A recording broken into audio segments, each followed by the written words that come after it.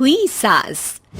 आजकल वर्मा जी की पत्नी देवकी जी केबल पर रियलिटी शोज देख देख कर बहुत कुछ सीख रही हैं। जैसे आज तो वो सुबह सुबह बेसुरे आलाप ले रही हैं। सा रे गा मा धा। माँ जी, सारे गामा पा धा नी सा होता है। अरे वो तो सब गाते हैं, ये मेरा स्टाइल है। आवाज तो कम कर लीजिए माँ जी, पर्दे फट जाएंगे कान के। ये कहो कि पर्दों में आग लग जाएगी। देखना, मेरी आवाज सुन के जज आग लगा देगी, आग लगा देगी, तू तो आग लगा देगी, ऐसा बोलेंगे। सरिता वहां से परेशान होकर चली जाती है और सास रियाज जारी रखती है। सा रे गा ओ, सा रे नाचो। तभी बाबूजी दुकान से लौटते हैं। अरे देवकी, क्यों तानसेन बनी हुई है? कान से खून निकालोगी क्या? अरे क्या हुआ, रियाज तो करने दो मुझे। इसको रियाज बोलते हैं? ऐसा लग रहा है जैसे घोड़े हिना रहा है। घोड़े पे बैठ के ही बम्बई जाऊंगी मैं तो, जब जज साहब कहेंगे कि देवकी तुम मुंबई आ रही हो। जज साहब, वो अदालत वाले? अरे नहीं नहीं, बड़े लोग हैं, आप नहीं जानते हैं। ओ मैं तो छोड़ चली अपना ये देश, बम्बई मुझे प्यारा लगे। गाना गाती हुई देवकी चली जाती है और बाबूजी अपनी सरफिरी पत्नी के इस संगीत प्रेम की चर्चा करने बहू के पास चले जाते हैं। अरे सरिता बेटा, सुनो तो, ये तेरी सास को क्या हुआ है बेटा? सुबह तो अच्छा भला छोड़कर गया था इसे। सिंगर बनेगी अब वो। सिंगिंग रियलिटी शो में जाने की सुबह से तैयारियां चल रही हैं इनकी।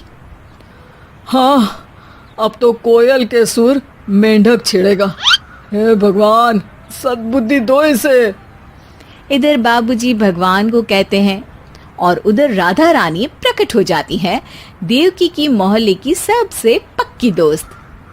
क्यों री देवकी, काहे इतना गला फाड़ रही है? कोई चीखने चिल्लाने का कंपटीशन है क्या? अरे ये देख, नया सिंगिंग शो, मैं भी गाऊंगी, हिंदुस्तान के दिलों की धड़कन बनूंगी।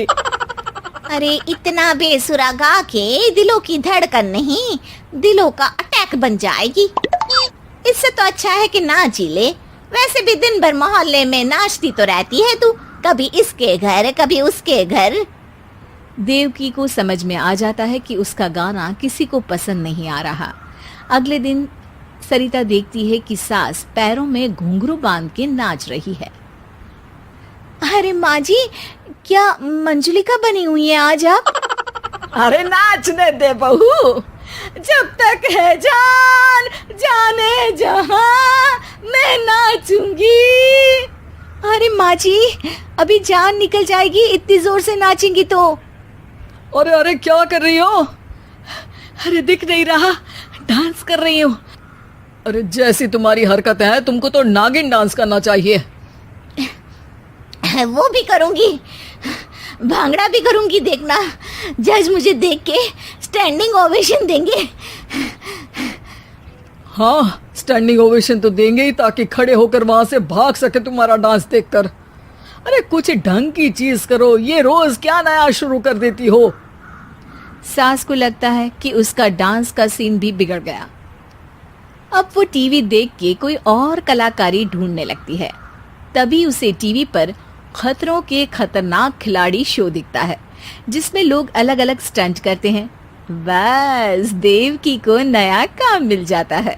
अगले दिन सुबह देवकी डंबल लेकर कसरत करने लगती है। माँ जी, ये क्या कर रहे हैं आप? अरे खली जैसे बनकर खलबली मचा दूंगी। कल मैंने खतरों के खतरनाक खिलाड़ी देखा और सोच लिया कि मुझे वही जाना है। हाँ बस। तभी वहाँ बाबूजी भी आ जाते हैं।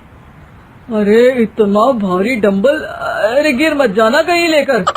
अरे चुप करो, तुमसे कुछ नहीं होता इसका मतलब ऐसा नहीं कि मुझसे भी कुछ नहीं होगा। मैं तो खतरों के खतरनाक खिलाड़ी में जाने वाली हूँ। हाँ, मैं तो इस शो में तभी गया था जब तुमसे शादी हुई थी। तुमसे शादी करना भी खतरों के खतरनाक खिलाड़ी में जाने से कम थोड़ी ना है। अब चुप भी रहिए। अरे बहू, वो भारी वाला डंबल उठा कर ला तो।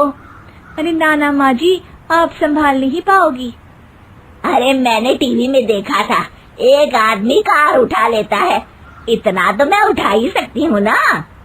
बहू घबराते हुए भारी वाले डंबल माँ के हाथ में दे देती है।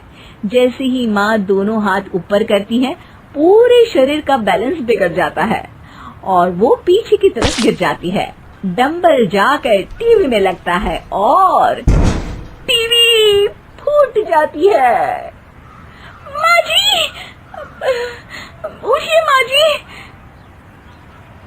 बाबूजी बहुत तेज हंसने लगते हैं। बाबा बाबा, टीवी और बीवी दो टेंशन थे मेरे, आज एक कम हो ही गया।